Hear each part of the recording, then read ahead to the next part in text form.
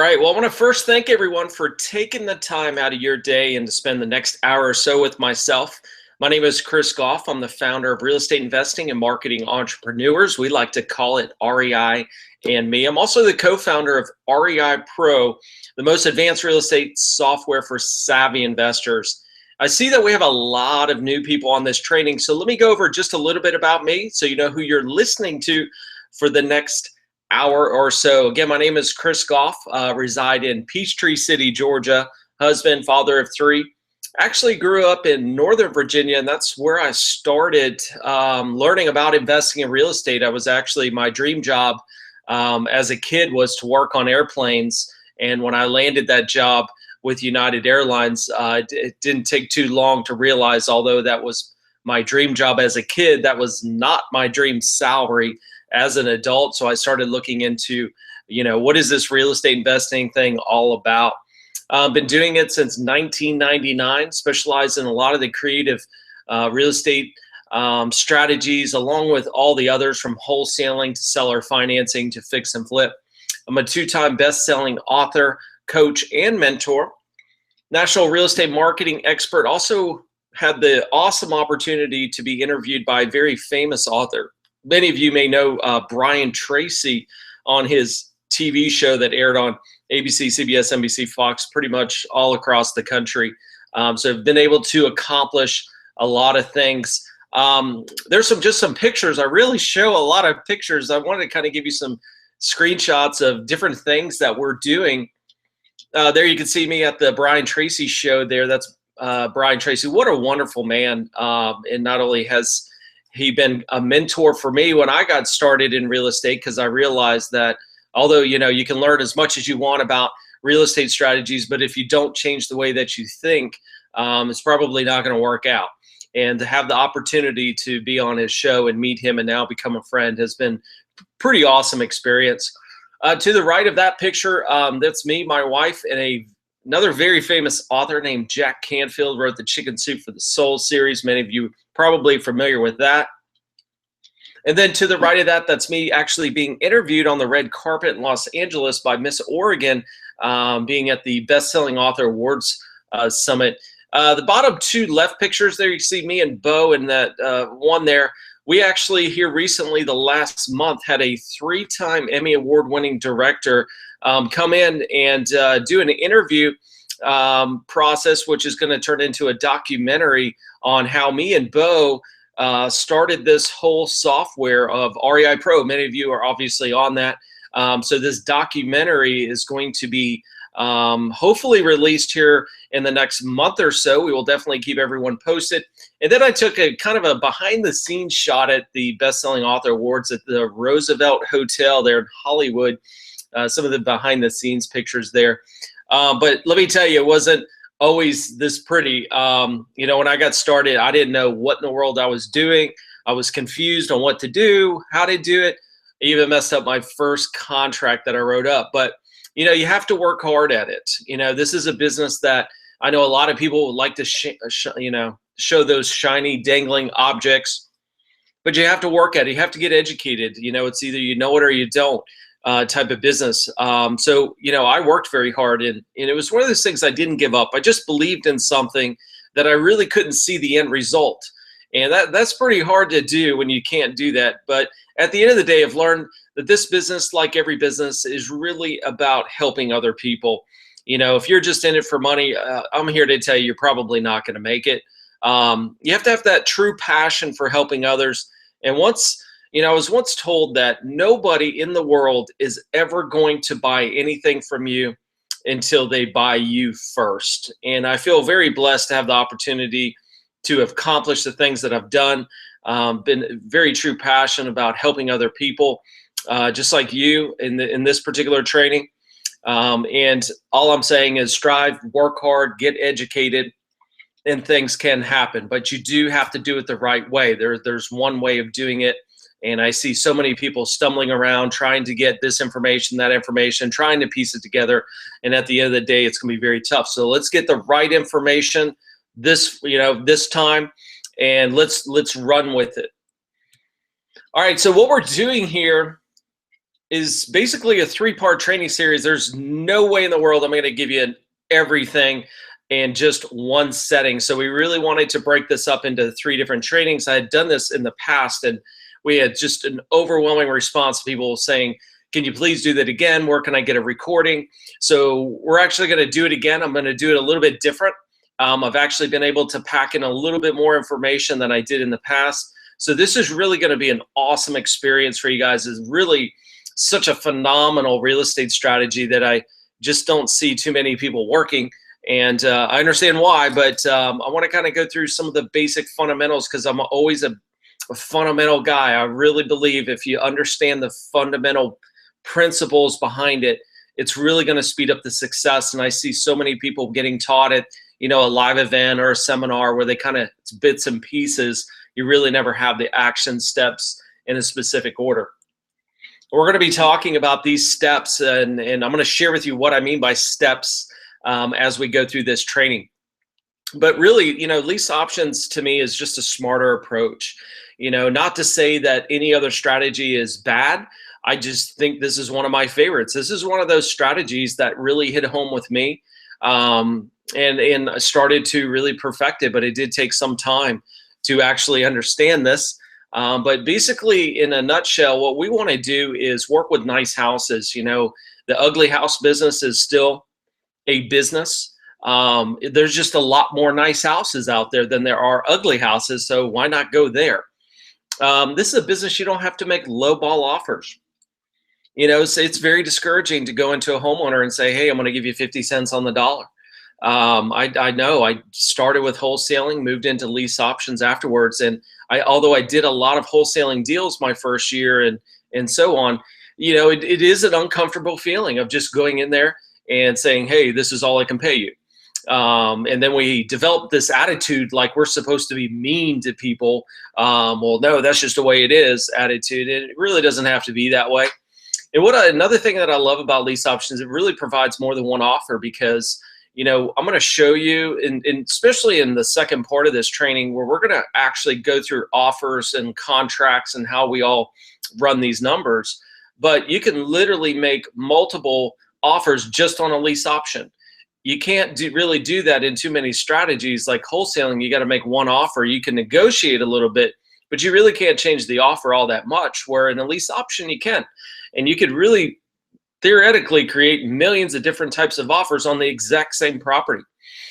Another thing is motivated or unmotivated. Generally speaking, being in real estate, especially the investing side that we work with, and what we classify people as motivated sellers, they're in a specific situation. But with this particular strategy, they don't have to necessarily be motivated. It's just a smarter way of doing it. I'll share with you why that is through this training, and why unmotivated people would really want to do this. No landlord headaches. We don't really want to be a landlord. I don't want to be a landlord. I know I didn't grow up saying, hey, I want to be a landlord when I grew up. There's obviously cash flow, and there's a lot of good things that happen with being landlording. But we can still take those same principles, move it into a different strategy, and have a smarter approach. And that's what a lease option does. A larger pool of buyers too. I think for most people, if you're just getting started, probably one of your biggest concerns is, where are the buyers? That's actually the easiest part. The sellers is really the key to this business. And I want you to think about how many people that can't qualify for a bank loan today. And if you can't, qualify for a bank loan, a realtor can't help you. A bank can't help you. Who helps you? And that's where we really come in and work with this. And that's a pretty large pool of buyers. Does it require money or credit? Here, we're not actually buying the house. This is what we call controlling real estate. We control real estate with a contract, which we're going to get into, but it really doesn't require any kind of money. It doesn't require credit. You're not going to a bank and, please give me a loan. I need a loan, please. I'm a good person. We don't really need to do that because we're going to be controlling it, not necessarily owning it. And you're going to still have the same benefits as though if you owned it and you just rented it. Really unlimited opportunities. These times, real estate's always about timing. And there's always somebody in a situation, there's always a seller that can't sell, and there's always a buyer that can't buy. And that'll happen every single day of the year. This isn't based on the springtime's the best time for qualified buyers to, buy a house. Has nothing to do with that. Doesn't matter what the economy's like. Doesn't matter what marketplace it's in. There's really unlimited opportunities once you have the education and the know-how on exactly how to do this, which then, less competitive. We don't really want to be where all the competitive people are. And I hear so many times, a realtor will come to me and say, Chris, this is really the hot market. Well, that's where I want to stay away from. I don't want to compete with other people. I want to be in a place that's less competitive. And with this particular strategy, not many people know how to connect the dots. And to me, that's a very niche marketplace. Most of the investors are typically working the distressed home marketplace, and we don't have to do that. It's a very low percentage of homes that are in a distressed situation versus working with nice houses and working with owner situations, which is a little bit different. So bigger marketplace, actually, at the end of the day, we're going to make more money. The thing about how many more people we can actually help, and when we start helping more people, ultimately, we will make more money. And I just want to kind of give you some facts, because a lot of people get very confused about this, especially if you've attended tons of events or trainings. You've really never, heard of us. You're coming in for the first time. I know we have a lot of new people. And my question to you is, if you bought a property for investment purposes, of course, how could you actually make money after you bought it? And this is assuming that you're not going to burn it down and you're not going to live in it. Most people, the first thing they would probably come up with is, hey, we could rent the property out. Number two, we could sell the property. We could buy it. We could fix it up, resell it. The next thing you could do with it is a lease option. And the fourth thing you can do with it is seller finance. I guess my question to you is there anything else that you can do with the property? And this is really the big question, because how many strategies are really out there? And there's probably not as many as you actually think. Now, I know if you've been to an event, there's probably somebody that says, well, I've got a new probate strategy. Well, there is no probate strategy. Well, I've got a new foreclosure strategy. No, there is no foreclosure strategy. At the end of the day, those are what we call, situations. And those are, foreclosure is a process. There are many things that happen inside of a foreclosure. You have to understand the fundamental strategies in order to even do any of those things. I don't just go buy a probate saying it's a probate strategy. It's going to be one of the 5 strategies that are out there. And these are the only 5. And then people obviously kind of tweak these and make them their own. But at the end of the day, this is really the 5 strategies. And the first one is wholesaling. And I know, there's a lot of positives and negatives with each particular strategy. I'll just kind of bullet point a few here. Now, wholesaling is typically, it's a great strategy, and this is where I started when I first got started. But I wouldn't solely depend on this strategy to be your wealth builder strategy, because that's going to be very, very tough. We always say one strategy will pay your bills, but understanding all 5 is where you truly build wealth. And again, if you're just getting started, you got to start somewhere. This is probably the easiest strategy to learn. But here's the problem, you get paid one time. I put a house under contract, I sign the contract, I sell it, and basically I've got to go find another deal. And so you're basically unemployed until you get the next deal. And then we have what's called retailing, or the fix and flip. Many of you probably seen the TV shows out there, and say, oh, I could do that. And that's a great business to be in. But it does require money. You need access to money, potentially credit if you're going to get loans. I prefer to go through private money. It just works out better. It's usually a little bit cheaper, and I can do a lot more deals. But this business does create some big checks.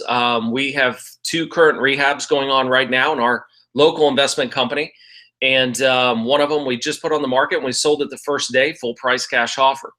And it's a big payday. It'll be between 50, 60,000 after all said and done. Our second rehab, we're looking to generate anywhere from 80 to 90,000. So yeah, you do have big paychecks, but there's also a lot that goes along with this. There's managing contractors. You got to have access to the money. A lot of things that go along with this particular business. But here's the thing: you only get paid one time. So once I sell it, then I'm basically unemployed again. I got to go do that. Now, many of you may say, well, those two deals, that basically is more money than I make in an entire year. And that could be true, but there's a lot of work that goes behind these scenes. The next one is what we're going to be talking about, and that's lease options. There really is not a bad thing about this, and there's no cons. There's really all good things, and you're going to understand that in the next 3 training sessions. And then we have seller financing, probably the most profitable strategy in real estate, period. I want you to just imagine becoming a bank and making interest, enough said there. And then we have another one. It's called straight options, very similar to wholesaling, where we're doing some assigning contracts. Except we're going to be working with nice houses in nice neighborhoods, no lowball offers, but your buyers are typically a qualified buyer, and that obviously limits the pool of buyers that you're going to be working with. So at the end of the day, these are the 5 strategies we need to actually look at from an acquiring standpoint. Exit strategies are these and more. But how do we actually acquire real estate? And these are the strategies that we have to focus on first, because you don't have to worry about getting rid of something you don't have. So let's focus on this. I believe when we grow up, we think the only way that we can probably invest or acquire property is that we either buy or rent. And this is what most people would consider normal, right? And I want you to think about when you were a kid. Who told you what to do when you were a kid? Your parents. Who told you what to do when you went to school? Your teacher. Who told you what to do when you got a job? Your boss. Who tells you what to do when you retire? Either your spouse or the government, right? So all of our lives we're being programmed and taught to do it one way. And I'm here to tell you there are so many other ways to invest in real estate. Now, it does take hard work. It does take getting education, and you have to have self-confidence to do something that's not normal, right? So let's look at some of the cons here of, I know a lot of people that buy property, they just want to hold on to it for long term, and that's not necessarily a bad exit strategy, but there's a lot of bad things that can happen as far as like late payments, repairs. Your buyer really has no commitment. It's just a tenant. Of course, vacancies, management fees, and ultimately you're gonna make less profits unless this is just a property you want to hold on to for the next 20 or 30 years. Or this is a property I want to hold on to because my son or daughter is going to live in it when they go to college. If it's not one of those situations, you are ultimately making less money. And that's where a lease option can really come in. And you have to ask yourself, I don't want to make all my money 20 years from now. I want to make my money today. And there's just a smarter way of doing that. We look at flipping houses, number one, you need access to money, or you need to have good credit to get loans. Either way, you're still going to need money for a down payment, repairs. You got to manage contractors. You got to sit on the property until it sells. Somebody could break into the property, vandalize it. Somebody get hurt on the property. There's realtor commissions. And I think everybody kind of forgets about is time. These things are not always the thing. It's all time. And a lot of you guys see the TV shows. You're kind of seeing bullet point snapshots of a particular project where they started here, maybe 2 weeks later, but that's a team that's already, involved with them. Those are people that know how to go in and out of these projects. When you go into a total rehab, it takes time. None of these are bad things. I just want to bring up that there are smarter ways to do it. And you could do a multitude, many different strategies all at the same time. And lease option is going to be one of those strategies for you that really could fit in your toolbox. But before I could actually even teach you any kind of strategy, I don't get it why people don't know this. And it's going to be so simple when I teach you this, but this is really where everything starts. From an investor standpoint, there's only really 2 ways to buy a house, and that would be all cash. And what I mean by all cash is that we're going to pay in one lump sum. It doesn't have to be your cash out of your pocket. It could be a loan, whatever it may be. We have to pay it in one lump sum, or we have to buy on what's called terms. I'm going to pay so much down, so much a month, and I'm going to do it for X amount of years. Think about the house that you live in. If you have a current mortgage on the house you live in, you make a down payment, you make monthly payments, and you're going to do that for 20, 30 years until it's paid off. That's what we call terms. And we have to buy it this way because we don't have all the cash to actually buy the property. So we have to get financing, we have to buy the house. And it's funny because if you've ever added it up, how much interest you're going to pay, you'll pay 2 to 3 times more than the house value on the property. But we do it anyways because we want the house. We want to live in the house. From an investing standpoint, we have to look at it from a different point of view. Okay. Ultimately, if you got both discount and terms, that would even be ideal. You could find a distressed property. You don't have to wholesale it or fix it up. You could sell or finance it and then fix it up. That would require less cash out of pocket. You wouldn't have to go to a bank, get the financing.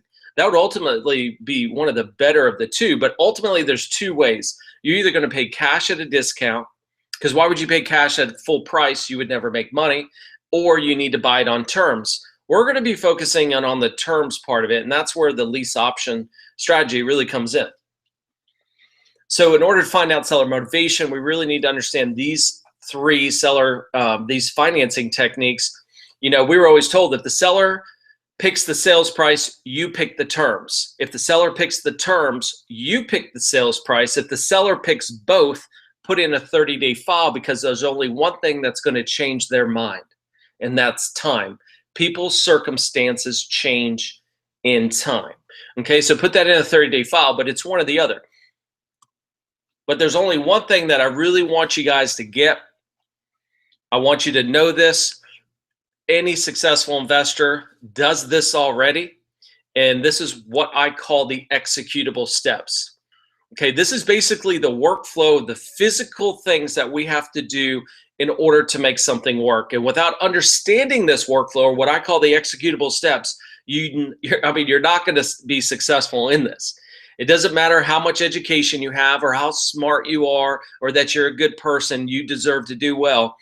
If you don't understand these steps in a very specific order, you can't do it. So what I want to do is just kind of review some of the these are the fundamental steps, and we're going to be going through these steps in these next these 3 training series. So we're going to talk about steps 1 through 3. Part 2, we're going to get into 4 through 6, and we're going to finish it off 7 through 10 in part 3. But these are the 10 executable steps that we really need to focus on. This is where our software foundation really came from. All the education that we do, I always teach it in this particular format, versus you go into a seminar and they're jumping all over the ground. It's more a motivational type of seminar anyways, and then they tell you if you can't do real estate without our help, and you really don't have all the pieces. What we want to do is actually go through exactly what we do as investors in a very specific order, and I'm going to teach it that way.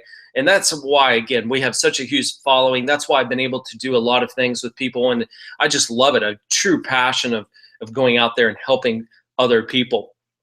So let's get right into, what is a lease option?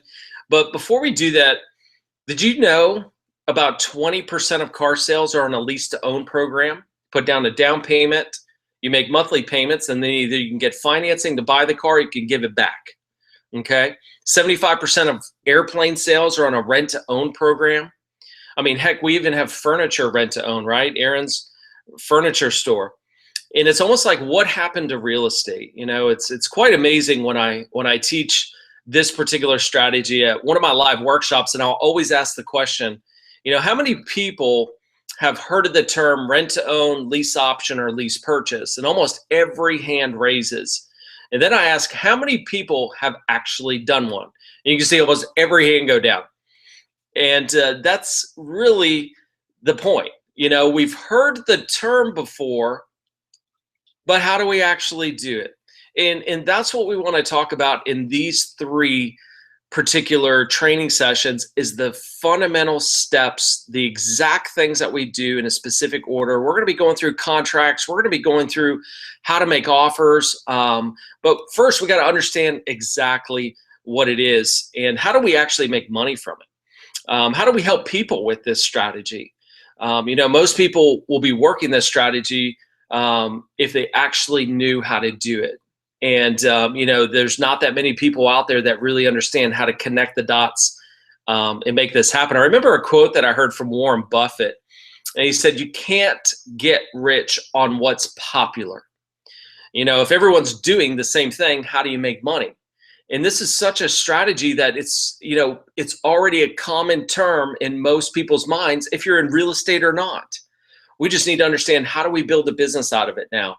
So simply defined, a lease option or a lease purchase or rent to own is a lease agreement combined with a purchase agreement. Through this agreement, a buyer usually leases it for about 1 to 3 years and then has a right or option to purchase the property on or before the end of that agreement. It's very simple. We have a lease agreement over here, and then we have a purchase agreement over here. So they're leasing the property with the option to buy. I want to keep it very, very simple right now. We'll get into more depth.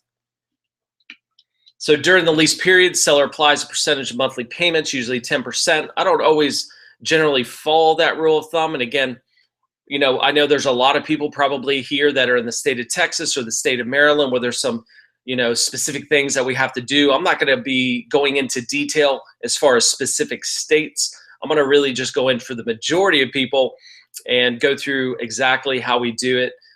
So those are people that are in Texas, those people that are in Maryland, it's going to be a little bit different. Along with a down payment, or what we call, technically it's called option money, which is generally 3 to 5% of the sales price, that will be credited to the purchase price. So this arrangement gives the buyer time to save enough cash, take title to the property, maybe to pay off a couple of credit cards to fix the debt to income. We're basically taking somebody that's not qualified. And again, they could be qualified because it could be a smarter approach and less money down. But generally, they're unqualified buyers. They just need a little bit of time. And we're going to take a seller that's having a hard time selling, or they were just renting for years. It's just a smarter approach. And we're simply putting these two people together to give the buyer enough time to actually qualify for the new loan. Now, any agreement that we do with the seller, I want to go as long as possible. I want to go those three years, or as long as I possibly can. When I go with the new buyer, I want to go as short as possible, which is generally a year. Okay, so I'd never like to go more than a year with my new buyer. So even though I may have an agreement, a lease option agreement with my seller for 3 years, I'm not ever going to go longer than a year with my buyer. Now, if my buyer can't qualify, I could either extend the agreement, I could either find somebody else for the property, and obviously I would make more money doing that. There's a lot of different things. We have control of the property for another 2 years, okay? But what makes this legal? Anytime you have a signed contract to buy, you have what's called equitable interest. It gives you the right to assign or sell the contract as long as it doesn't say you can't. Now, again, most realtor contracts are going to say that you can't assign it, but every contract or real estate contract in the world is called an option contract. And what that means is the seller has to sell, but the buyer doesn't have to buy. Now, if the buyer doesn't buy, they could potentially lose any kind of earnest money, any kind of down payment money that they did put down. But the seller has to sell. If the seller refuses to sell, that's called breach of contract. They could be sued and so forth. Anytime you sign an agreement to buy it, as long as it says that, it doesn't say you can't, every contract in real estate is assignable. And I know a lot of people, they'll sign and/or signs. They have these contingency clauses, or what we call exit clauses. And a lot of people want to just bring that up front, that it could go in my name, could go in someone else's name, could go in my company's name, and so forth. But what makes it legal is the actual agreement that you are going to lease with option this house, and you have then the right to assign or sell that interest over, basically subleasing the lease side of it and assigning the purchase agreement over to somebody else. What are some of the investor benefits? Number one, it's going to provide some upfront cash. Those of you that need cash today versus cash 5 years from now, this is a perfect strategy. It's going to create that passive income every single month. And what I love about it is you don't even own the house. You don't live in it. You don't own it, but you're making passive income. I don't know too many businesses that you don't have to put money into it and actually get a return. This is like the one strategy that you're going to be able to do that. Build an asset without ownership. And again, no lowball offers. We can actually pay the seller full price, because remember what I said, if we pay full price, we have to get the terms that we want. Okay, we can't give the seller both the price and the terms. We're going to go through all this. Controlling real estate with little to no money, little or no competition. Honestly, people just don't know how to do it. People are familiar with the term. They just don't know how to connect the dots. You can pay the seller full price, still make money, which is pretty awesome strategy. Think about if you went around and you told the seller you could pay them full price, you just got to buy it on terms. I mean, really? I mean, your acceptance ratio just right there is already going up versus you going to a homeowner and say, I'll give you 40 or 50 cents on the dollar. No credit needed because you're not going to the bank. You're not applying for loans. The property's not going in your name. You're doing what's called controlling. And a business you can do every single day. And like I said, there's always a seller that can't sell. They're in a situation. They need to do something. They need to cover mortgage payments. And it doesn't even have to be a bad situation. It could be a positive. You could have a seller that actually got a promotion but needed to move. If they can't afford to pay their monthly mortgage payment on that property and the place where they're moving to, this is probably typically where people rent. And of course, you don't want to rent. You want to do a lease option. Some of the seller benefits, they could receive up to full price. Not always we would just want to offer full price, but we can. Receive a non-refundable down payment. Unlike a security deposit, if they were to rent it, that would be refundable. This is non-refundable. It is applied to the purchase price when the buyer buys. If the buyer doesn't buy, again, it's non-refundable. Can receive higher rent, no management headaches, because generally we don't use a management company to oversee these because we have a better quality tenant in the property. Keep in mind, in their mind, they're going to be buying the property. They're not just a tenant that's just leasing it from you. No or little maintenance cost. What we like to do in our contracts is to put in there that the buyer is responsible for up to $500 per occurrence. That takes care of all those little things that go wrong. You know, come fix my toilet, come fix this, come fix that. Receive positive cash flow just as though they're renting the house. Retain title to the home. Again, the buyer's just leasing it with the option until they actually exercise the option to buy it. The seller still owns it, so they still get the brakes on it. And they're building equity every single month as though they just were renting it. You charge 0% commission. Your offer may be the only offer. You do all the work, you cost them nothing. It's really a no-brainer. What are some of the buyer benefits? Well, we do ask for 3 to 5% down versus maybe 10 to 30%. They don't have to get bank qualification today. Maybe, again, they need some time to fix their credit. If we do give a rent credit, some of the rent money could be working for them. Down payment is credited. The price protection, I always like to set a price up front with my buyers. I know some investors, and I hate this. What they do is they'll do, okay, well, when you're ready to buy, we'll get the house appraised, and then we'll do an appraisal. And then that's what you can buy it for.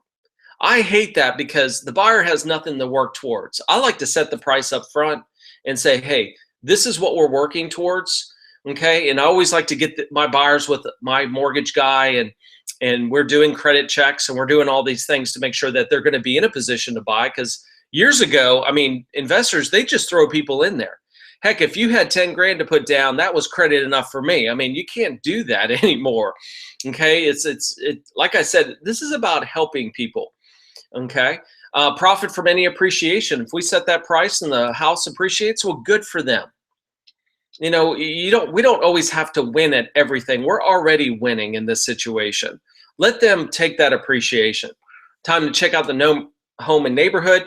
And again, no taxes to pay. They don't own the house yet.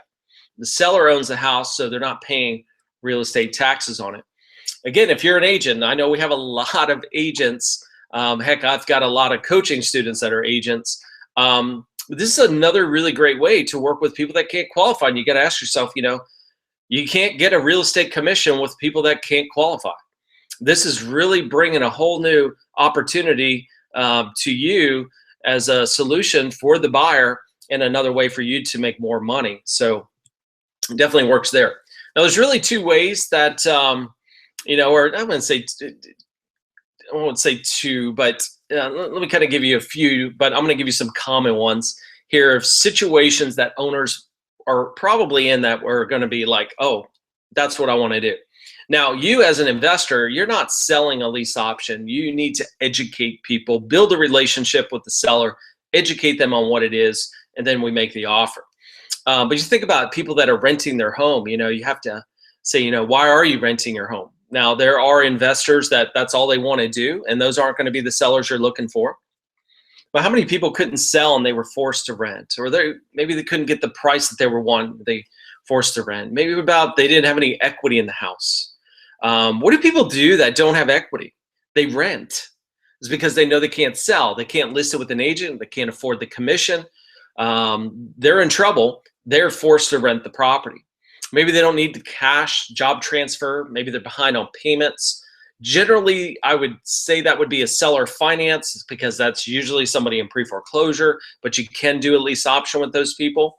Maybe trying to buy another home. They need to get some income on this particular property. They can't sell, don't want to pay capital gains. There's many other solutions, but generally speaking, if you can just maybe target a couple of these situations, especially people renting their home.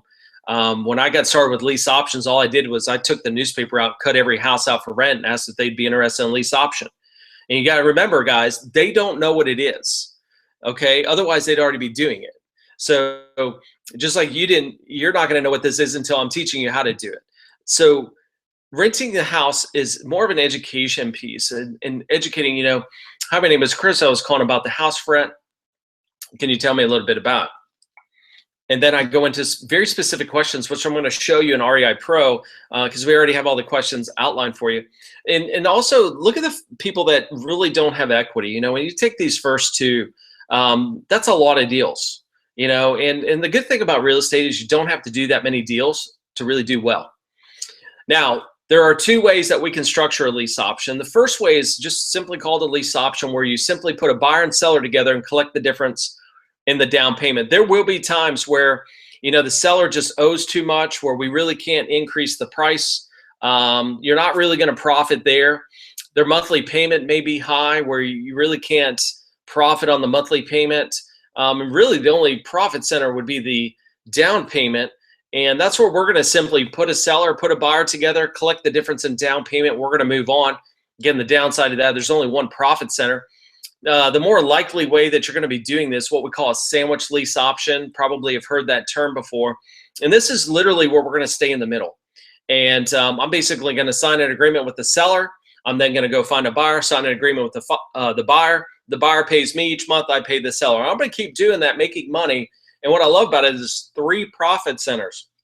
You get paid 3 different ways on one property versus just getting paid one time. And there really is not a downside to this particular sandwich lease option. So let me kind of cover the different profit centers here. The first profit center is what we call the down payment. So here we have the terms with the seller where we're going to give them $2,000. Again, there are ways to get in with no money down and so forth, but those are really based on specific situations. If you give the seller some money down, keep in mind you're going to do a lot more deals because you look a lot more credible when you actually give somebody money down. Now, keep in mind, I'm not going to give, if you don't have the $2,000, I'm not going to give them the $2,000 until I get the $8,000 from the new buyer. And when we get into contracts, I'm going to show you how to type that out. So in this particular case, I have to pay the seller $2,000 and the buyer's paying me $8,000. The day that I find the buyer and sign this agreement, I'm going to make $6,000 on this property. The second profit center is the difference in monthly payment. If we negotiate the monthly payment at $1,200, usually I like to find out what the rental rate is for these properties and try to go a little bit under. And we get $1,500 from the new buyer. Every single month, you're going to profit $300 a month, positive cash flow, and you don't have any money invested in the house. You don't live in the house, and you don't even own the house. I don't know if there's a better way of making money in real estate than that. And then we have the sales price difference. So if we're paying the seller $200,000 and we're selling it to the new buyer for $220,000, how much would we make there? And a lot of you would probably say 20 grand. You'd be wrong. Because keep in mind that down payment is actually credited to that purchase price. So when my buyer gets financing, is ready to buy, it's $200,000 minus the $2,000 we're paying the seller, which equals $198,000, and then the new buyer is paying $220,000 minus the $8,000 they're putting down, which would be $212,000. So $212,000 minus $198,000, what we promised the seller, would be $14,000 we would make on the back end sales price. So in this very small example, you made $6,000 up front. You're making $300 a month positive cash flow. And if the buyer closes within that first year, again, you would make another $14,000. I want to kind of run through an actual deal real quick with you, because I know we only have so much time. We have a lot to cover, but I think this is really going to start putting the pieces together. So this particular property was actually in pre-foreclosure.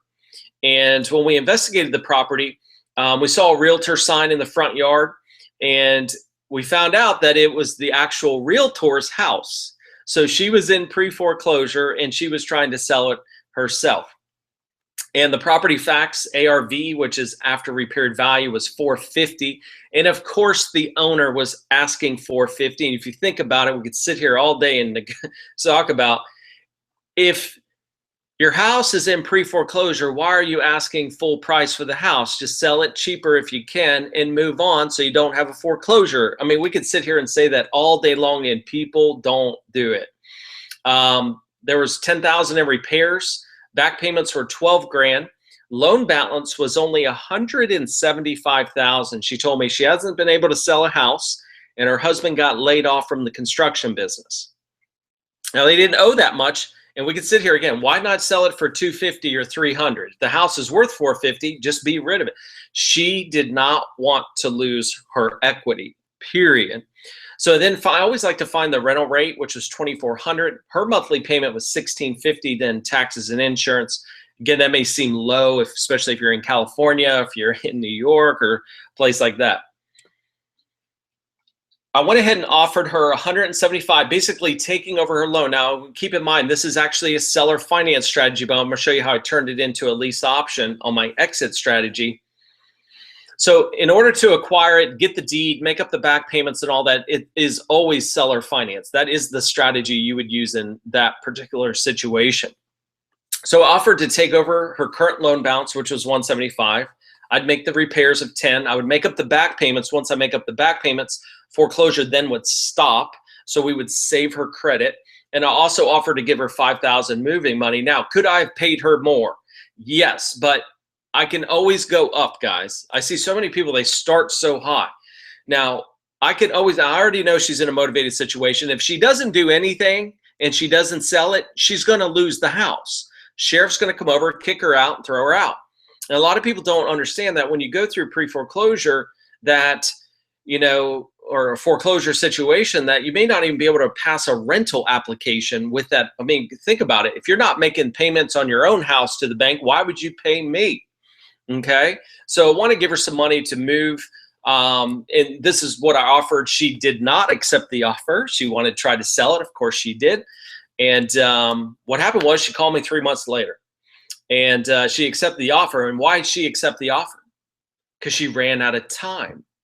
Here are the auction dates coming up. She ran out of time. She was getting ready to lose everything and her credit.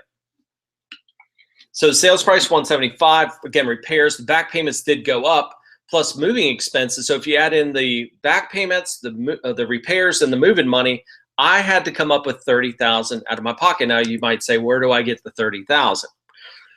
Any private investor would easily fund this deal. The numbers are just too favorable, number one. If you have a credit card, maybe a hard money lender, got to be careful with the whole family thing. Here's my point. Just find it. I hate people that get into real estate and say, well, I don't have the money over here, so I guess I just can't do it. That's what we call an employee mentality. You're supposed to be developing to be an entrepreneur, a business owner. And an entrepreneur and business owner always says, where do I get it? I need to go to the club and find out who has the money. This is a deal that I can't pass up. I've got to find it. I got to find it. When you keep saying that to yourself, it's amazing how things start to come into play and saying, oh my gosh, I just ran into a guy that was talking about investing and I told him about the property and he wants to invest with me. It's amazing how things happen when you set your mind to, this is what I'm going to do, instead of saying, this is what I would like to do. Everybody would like to do this. And of course, they're afraid to fail, so they never really pursue it. You got to have that attitude. This is what I'm doing. Get out of my way. If you don't want to talk about real estate, don't come talk to me. I mean, that's almost how your attitude needs to be. Then you need to decide the exit strategy. Now, I could sell it for cash. I could put some money into it, sell it, make a nice profit. I could rent it. I could do a lease option, or I could sell or finance it. I decided to do a lease option, and I knew because the market was going to eventually go up, I didn't need the money at that point. But again, this is more of a personal thing. You could have done any one of those things with it. If you were like, hey, Chris, I need the cash today, then you would have sold it. Okay. So I ran one of our most popular ads. We had 32 calls on a lease option because who advertises these types of properties? Not many people. I found a couple interested in 1 week, and I sold the property at $475 with $20,000 down, monthly payment of $2,400 on a 1-year term. Okay, so I used a seller financing strategy to acquire it, and then my exit strategy was a lease option. Now, because I seller finance it, I own it. I have the deed, and now I'm doing what's called a lease option. Now I'm still making payments to the owner's bank. Okay, now I'm selling it for $475, but wait a second, Chris, you said it was only worth $450.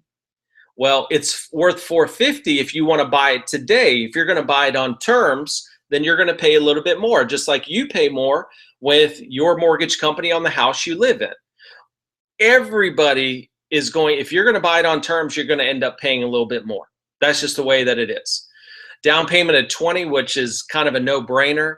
To get 20,000, if you're a qualified buyer and this would be considered a jumbo loan, you would have to put down $100,000 if you're a qualified buyer.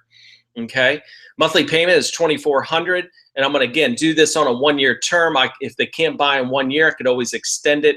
I could renegotiate a lot of different things that we could do at this point. And the buyer is going to be responsible for maintenance costs and repairs up to $500 per occurrence. Again, I still own the house with the deed, so my insurance then, whatever my deductible would cover anything as long as it was major. So if I break it down, my purchase price with the owner was $175, 10 in repairs, 15 back payments, and $5,000 moving. Now I'm lease optioning it for $475, 20 down, $2,400 a month on a 1-year term. Okay, so remember I seller financed it to acquire it, but I'm using a lease option strategy to sell it. So my cost involved when you add up the original loan of $175 that the owner has, repairs 10, back payments of 15, 5,000 moving. Really, I have $205,000 in totally invested in this property. I decided to go back and refinance it. Okay, so I went and got it refinanced. You don't have to do this. I did it, and I'm going to show you why. The after repaired value came out to $450. They gave me 70%.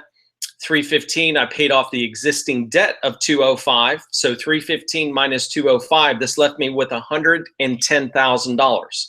Now, where does this $110,000 go? Goes to HIP National Bank. That's right. Goes in your pocket. And you know the best part about the $110,000? It's tax free. You don't pay taxes on borrowed money. You pay interest. Now, what am I going to do with the $110,000? I'm going to go make more money with it, because there's only one purpose of money: to make more money. So now I've taken tax-free money and I'm going to make more money with it. Now, again, refinancing it at $315, that paid off the original loan that was in the previous owner's name. They're good to go. Their credit actually improved because I did this. So I stopped the foreclosure, and now I've paid off their loan. It actually improved. So now I have a loan up for $315, but my monthly payments are going to go up. So you got to make sure that the numbers are going to work before you do all this. But I'm just trying to get down to the principle behind it. So my new payment was almost $1,900, tax insurance $400, total monthly payment was $2,290.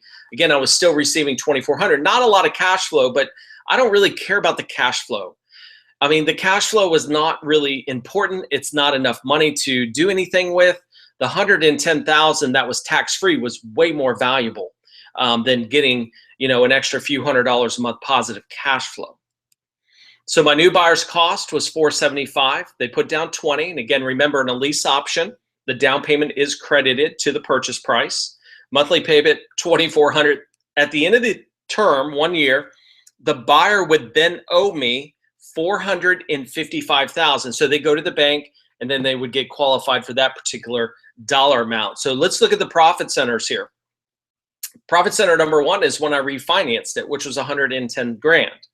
Profit center number 2 was the lease option down payment, which is called option money, of $20,000. Profit center number 3 was positive cash flow. Again, not that much money. And then profit center number 4 is the difference in the sales price, which would be what the new buyer is paying me and what my existing debt was, which was basically 315. You don't earn much equity in a year. That left me 140,000 just right there. Total profit on that one particular deal, 271. Now, these deals happen every single day. You may not do 10 of these a year, but they're there. And when you understand the strategy and how we put things together and the executable steps, you're going to do deals just like this. They're out there, but do you have to make 271,000 per deal? No. Is it okay if you made 20,000 per deal? Because I have, with lease options, you don't have to use your money. And if you're making money on property that you don't own, I don't know what a better way of investing your money or your education would be. Okay. And I want to show you, this is what we call a lease option ladder. And this is basically if you could just do one deal a month. Let's just say you did one deal a month for just 2 years. You just said, hey, Chris, I'm going to focus on the next 2 years. I'm going to do one deal a month, and that you could make $5,000 on the down payment, which isn't all that much money, $300 a month positive cash flow, and $25,000 on the back end sales price. I want you to remember, how much money is this going to cost you? So we start looking at this chart here. In month one, we're going to acquire one property. We do a lease option with it, with the seller. We turn around and do what's called the sandwich lease option with the new buyer. We make $5,000 through the down payment. We make $300 a month positive cash flow. And just for example purposes, we'll put them on a 2-year plan, okay? Because I just want to focus on 2 years here, just so you can get the example. Now, again, we're not selling the property that we just put under lease option because they're on a 2 years. So at the end of 2 years, then they would be looking to purchase. And if we just did this once a month for the first year, we would have 12 properties that we would be controlling. Just in down payment money, you would make $60,000. And then in cash flow, you'd make $23,000. So if you look at month 12, you'd be making $3,600 a month positive cash flow, regardless if you got out of bed or not. Okay. That's the power of doing one deal, 2 deals, 3 deals, and start building up to 12 deals. Then we're going to move into year 2. We're going to duplicate this process, except the biggest difference now is our monthly income is actually going to go up because now we're acquiring more properties. So again, 60,000 through the down payment, but look at our cash flow at 66,000. Again, I'm using some small examples here because I want you to get the point here. Now we move into year 3, where we're going to start selling off the first property. So we look at the very first property that we got originally. We're going to sell that property. The buyer's going to buy, making 25 grand on the sales price. Just that month, you would make 32 grand. Now, you can see your cash flow got up to 7,200, but as we're selling off the properties, our cash flow is coming down. And again, you probably wouldn't quit doing real estate at this point, but I want to show you how much money you could really make just by doing one deal a month for the next 2 years, okay? Because I think, I want to show you how making $1 million probably isn't that far off than you probably think, okay? So just this, after selling these properties, we still have 12 more. We'd made $366,000 just that year. And now we're going to sell off the remainder of 12 properties, getting all the way down to the end of that 4th year. We'd make $323,000 that particular year. So we look at year 1, 83,000, year 2, 126, year 3, 366, year 4, 323. We're almost at $1 million, guys. And that's just assuming that you stop acquiring property after the 2nd year. So real estate, yes, can make that, but do you need to get educated? Do you need some help? Do you need to, go through these processes? Yeah, absolutely. I mean, it's just not going to happen. There are more people that try to learn real estate than ones that actually become successful with it. And that's just a fact out there. So we got to get the right information in a specific way. And that's what I'm hoping to give you guys in these 3 training sessions. So step 1 is all about lead generation. I'm going to get into the software here in a second and actually show you how we acquire the leads. And again, there are a lot of other tools out there through Craigslist or for sale by owner sites that you can find properties. But with the software, we can literally drive and generate the traffic within I'm going to show you within a very few seconds of how many leads that you could be targeting right now. Because Right now, just our software pulls pre-foreclosures, auctions, bank-owned, absentee owners, free and clear, high equity properties, upside down properties. We do give you some for sale by owner resources. And then we have some other things here that you can utilize from tax liens, expired listings, divorces, different situations here. There's a lot of different lead sources. Very difficult to go out there and find all of these. It would take you so much time. It would take you weeks to actually do this, from driving neighborhoods or word of mouth. And there's very specific things in here we really need to focus on. But when we look at it, can we actually, or do we even have time to do all of this? Probably answer is no. And why would you? I mean, we really just need to focus in on a couple of different ways. I'm going to show you how to pull these leads through REI Pro in just a second. Once we find the property, okay, now we got to contact the owner. Okay, either it be a for sale by owner, if it was a vacant property. However, we're still going to have to talk to somebody that's in charge. And we're going to go through very specific questions. We're going to do our due diligence of researching numbers. I'm going to show you how to do that here inside of REI Pro and all the questions that you should be asking. And then number 4, more importantly, is create a follow-up system. I think it's so important that, you know, if somebody says no to you, you're just one step closer to someone saying yes. I see so many people get discouraged. Put it in a follow-up system, okay? It doesn't hurt for you to follow up. There's no harm of you following up because, like I said, people's circumstances change in time, okay? Negotiating, yes, you're going to have to get, you know, somewhat good at negotiating, building relationships with sellers. You need to be able to educate the seller on exactly what you're doing with lease options. And I'm going to show you the questions here in just a second of how to do that. But communication skills make a first great impression. When you go to look at the property, which would be step 3, which would be property inspection, make sure you're on time. Because if you structure a terms deal and you're late, they're going to think they're going to get their payments late. Be yourself, be at ease. Appearance, you know, I want you to just dress the part. You know, if I'm in Manhattan, I'm going to probably have a suit and tie. If I'm in Peachtree City, Georgia, I'm wearing probably a nice golf polo shirt. Just dress the part where you live. In a winning smile, be sure to smile, because I know, you know, especially if you're just getting started, you know, you're kind of nervous. You're just kind of, oh my gosh, what are they going to ask me? Versus what you can do for them, and it can really make it uneasy for you. And you just got to have self-confidence, guys. You got to just go in there and say, my attitude is I'm going to get the deal.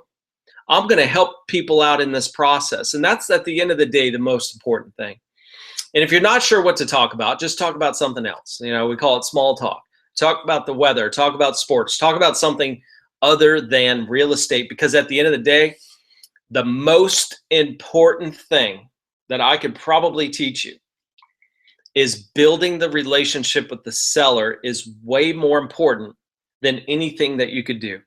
Because if they don't trust you, they're not going to trust anything that you even bring in front of them. They're less likely to accept your offer. They don't want to do business with you.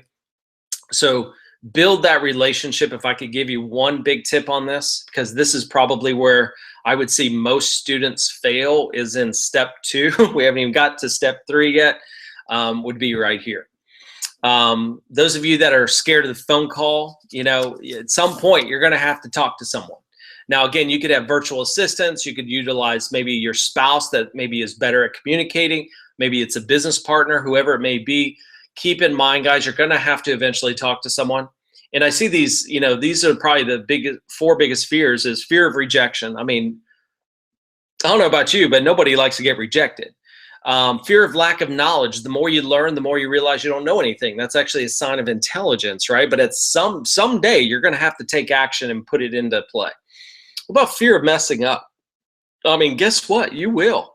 But that's a blessing in disguise, because the more you mess up, the more you learn. I messed up everything. That's why I'm so diverse in the business now, is because I've messed it up so many times. I looked at that as a learning lesson. I was like excited when I messed up. I'm like, thank you. Somebody's teaching me what not to do, which teaches me what to do. What about the fear of making money? I see a lot of this, you know, and I always ask people, who's scared of making money? And a lot of people are really scared of making money. And I hear it. No, I ain't scared of making money. Well, if you've never made 100 grand in your life, your perspective would it literally have to change 360 degrees. We're not in the vehicle that makes us that kind of money. And that's one thing that I love about real estate is the vehicle's there. We just got to get the instruction manual out. We got to understand how to drive that vehicle. And that's what we're doing now is understanding how to drive that vehicle. Because if I said to you, hey, I want you to start off in the $1 million houses, you'd be like, well, I don't know about that. Maybe I'd feel more comfortable if I were in the $150,000 range. And we have this mindset that like their situation is so different than $150,000 seller situation. We can't look at per se houses. We have to look at human beings, and human beings go through the same situations in every town and city across the USA. And those are the situations that we have to understand that we can go in and fix. We're not fixing the house, we're fixing the situation by providing a solution for that situation. And that's where I really want you guys to steer your mindset from quit focusing on the house. The house is nothing more than numbers. I want you to focus on the situation and start communicating with people. After you talk to the owner, looks like they're open to a lease option or they want to do it. This is the time we want to schedule an appointment. We're going to do what's called a property inspection. And as we go through the property, and now a lot of times in a lot of properties that we're going to work with lease options, they're already in great shape. I'm not really looking at doing a lease option on a distressed house or a house that's in a war zone. I'm actually looking at nice houses and nice neighborhoods, and generally speaking, they're in livable shape and they're in great shape. So there's not really too much as far as an inspection process. Again, we just want to make sure that it's livable. Here's a website down here, and I know a lot of guys may not understand what inspection costs are, and DIY or not, gives you inspection costs for various different things that. And again, our software, we can give you some pointers to that, but because it's so unique and different in every area, it's hard to just say, hey, this is the exact cost that it would be, okay? Just a couple of testimonials real quick. We're gonna get into the software and show you how to do this through the software because that ultimately is the important part. Here's Gary and his dad. Very first deal they did in Virginia here, they made $10,000. And I tell you, what hit him the most doing this deal, and I was there and talking with the owner, was he put a single mother into the property on a lease option, and she basically just cried on his shoulder and said, because there's not that many people that are out there that understand how to do this. And that really hit home. He's looking at, oh my God, I'm going to make some money on this deal. This stuff really works. To almost going, wow, I didn't realize how many people I could be helping. Because look, we've all been there. We've all been at the point of our life where maybe we couldn't get qualified for a bank loan, or we couldn't save up enough money today. But utilizing this strategy is really going to not only help so many people, it's really going to help you. And you can build a business out of this by going through these executable steps. And one of my students, Joshua, just sent this in and took a picture of a check he just made. He hadn't sent the testimonial yet, so I'm just going to give bullet points. Just made $6,500 on lease option deal. And this is a house we really didn't think we could make it work based on the numbers. And we actually paid full price and still made money. And that's kind of the beauty of, because if you go in with a cash offer and they don't accept, then you have to move on to the next deal. Where if you provided multiple offers, maybe we do give a cash offer and a lease option offer at the same time. Where, hey, I kind of like these numbers over here because they're way more favorable to a seller. And that's your acceptance ratio is going to go up. There's a lot of positive things that are going to happen. You're going to end up doing more deals. You're going to be working with a larger pool of buyers. It's just a phenomenal strategy once you understand how to move these things, bullet points together. All right, so just keep in mind some of the points to remember before we get in the software. There's 3 profit centers with lease options, which is the difference in down payment, the monthly payment, and the sales price. You can pay full price long as you buy it on terms. You only need to do one deal a month to do very well. And again, went through that real estate ladder there. So most of you guys are already in REI Pro. Those of you that are not and you're going, what in the world is this? You can just go to myreipro.com and sign up for a 30-day free trial. And we're really going to go through these executable steps right inside the software. The whole software was really founded on this. And then, of course, we had a lot more CRM pieces, lead generation, phone scripts to cell phone number searches, a lot of really cool tools in there. So let me jump over to there and show you how to do this inside your software.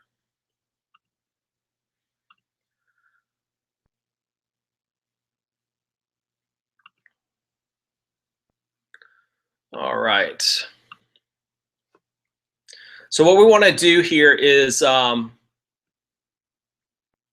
me share this with you guys so you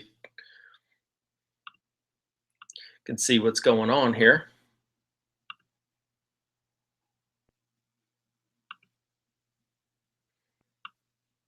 Hold on one second. I got to drag it out so you can see. All right, sorry about that. All right, so go to My REI Pro. A lot of you, this is where you go to log in. You're going to hit the member login. Go ahead and log in. Now we're coming to our dashboard, which we've got some new features coming in to REI Pro. So we're changing some of the visual pieces, which is pretty awesome.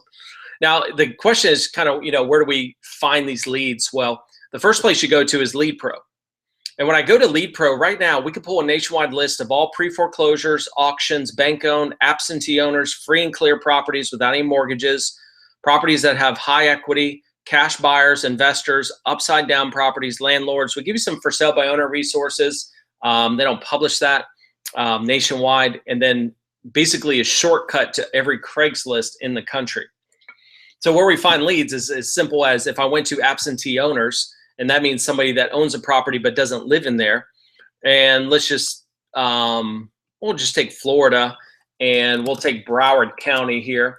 As you start typing, I'm not going to go through this too much in detail, but there's a lot of filter buttons here that you can filter out stuff from prices, types of properties that you're looking for, and just hit search. And it may take a second because we are doing absentee owners. There's going to be a lot of properties as an absentee owner here.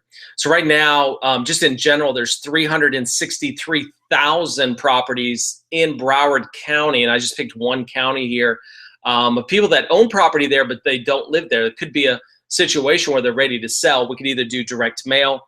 All the lists of properties and all the information are going to be listed here. Another way to do all of this is to, just more of kind of a shortcut here. Let's go to like a for sale by owner, and I'm just going to pick where I live here, Peachtree City, Georgia. And let's see what properties are here, because I'm going to show you how to manually add these properties in. So as we scroll through, there's properties here that are listed for sale. Let's just take this particular property at 160 Stonehaven Drive. So what I'm going to do is I'm going to go back to my dashboard. And you could always do a quick property lookup here just to kind of get some details. All of my properties would be listed here. We're going to add in a new property. Again, I'm kind of going fast here, and that was Stonehaven. And as you start typing, you do need to select the drop down because this is where we tie in all the information. Don't keep typing. Just use the drop down. We're going to go ahead and add this property. Now, once we have this property, and again, this is a for sale by owner that we had found online.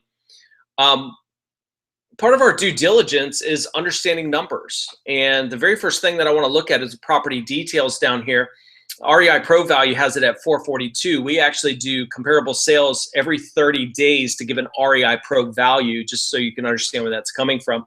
That's going to give me all the information about these particular properties, so I can identify, is this a good potential lead or not? The more information you have about a property, the more likely you're going to be able to talk about it.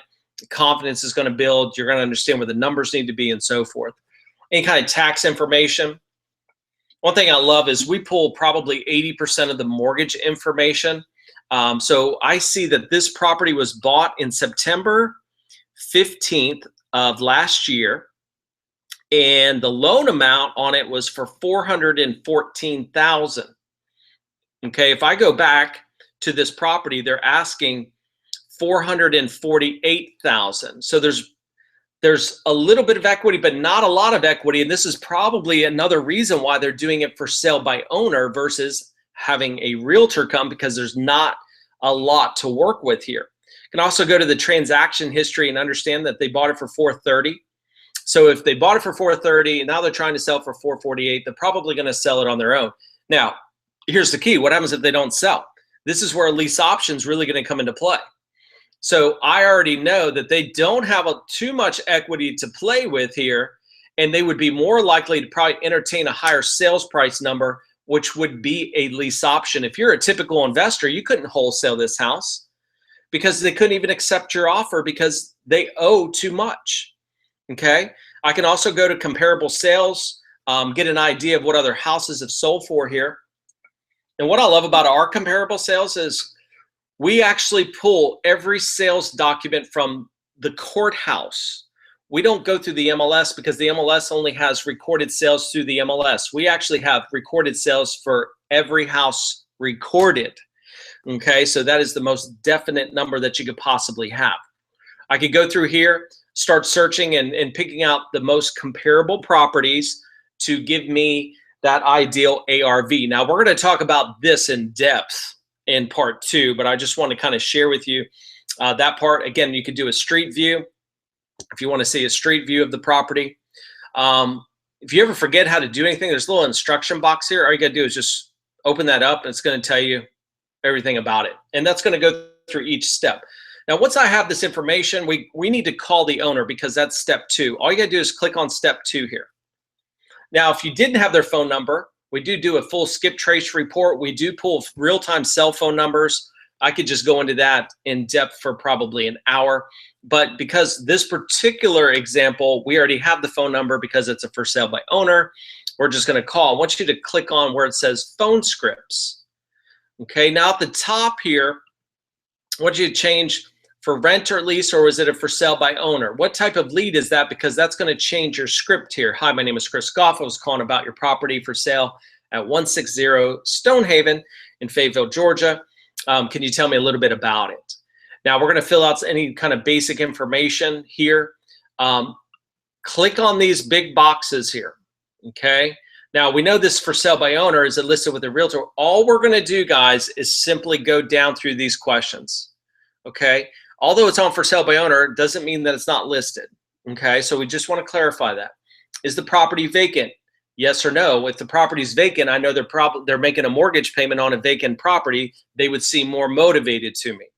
Does the property need repairs? If so, what does it need? And one of the most important questions is here. May I ask why you're selling? Okay, very important question. Well, got a job transfer, we're downsizing. This is really going to tell me or give me an idea of what strategy to really use. How long you've been trying to sell. And then I always want you to come across as, you know, if I could pay cash, close quickly, what would be the least amount you would accept? Is that the best you can do? And then get that full price. Now, here's an important question, which will lead you into a lease option. Do you need to be cashed out, or would you accept monthly payments short term? Okay. If that's the case and they are open, terms acceptable, maybe, you know, we just haven't really thought about it. Now I'm going to go into some of the additional questions, which would be, hey, would you be open to a lease option on your property? And especially if they know they've had the property on the market for quite some time, there's not much equity, they're probably open to hear something from somebody because probably not many offers have been even made at this point. Any kind of conversation notes, you definitely want to record that in here. Once I know that they're at least open to it, I then end the conversation. When can I come see it? I don't even need to talk about it anymore. The more you talk about it, the more you just dig yourself a hole. Because remember, at the end of the day, it's about building a relationship with the seller. Were they going to schedule an appointment here? We can do that here. We then, once we go look at the property, we're going to scroll up. Now that we've done step 1, find the deal, due diligence, we move to step 2. Now that we've scheduled an appointment, we move to step 3. Very simple. And then if you want to print out a blank inspection form, you can do that here. You can also go ahead and manually put in the inspection cost. Again, a lot of times these properties are already in great shape. So you wouldn't need to necessarily have too much in repairs here. Again, more repairs, you could work more on the sales price on why your offer is this much. So we got to step 3. So just kind of recap, a lease option, again, is a lease agreement with a purchase agreement. Okay, we have 3 different profit centers in there. We're going to focus on step 1, which is lead generation, doing our due diligence of finding and understanding all the numbers. And then we move into contacting the owner. And this is where we're going to go through those questions. And I'm telling you, just go through those questions. I think people overanalyze this stuff and they get too carried away and then drift off. Just follow the script, okay? And you could tweak it here and there, but follow this as best you can. The open to a lease option. Now we're going to move into step 3.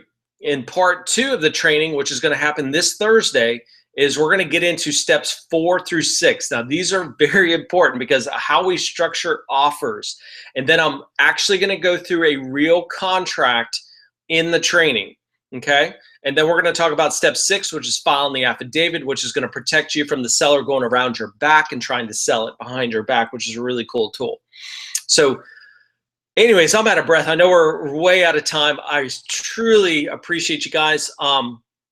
All of our REI Pro users, which are most of you on here, what we're going to do once we get these recordings done is everything will go into the education center. You're going to be able to go back and go through this training. Unfortunately, we won't be able to take any questions at this time. We just have way too many people on this particular call and hate to miss out somebody's question because we just ran out of time, unfortunately. Going to be able to revisit this training video. Guys, have a wonderful week. Lease options is such a great strategy. I look forward to moving into part 2, and then part 3 will be next week. And we're going to really put this together. You're going to learn more in these 3 training sessions, I promise you, probably than any other training session you've ever had out there. And at the end of the day, you either have the information or you don't. So you got to be successful with this strategy because this is a home run strategy. Again, I'm not talking state specific. Some states do things a little bit different. That's your job to inquire about that. Anyways, everybody have a wonderful day, and look forward to seeing you this Thursday. We'll do part 2. Thanks, guys.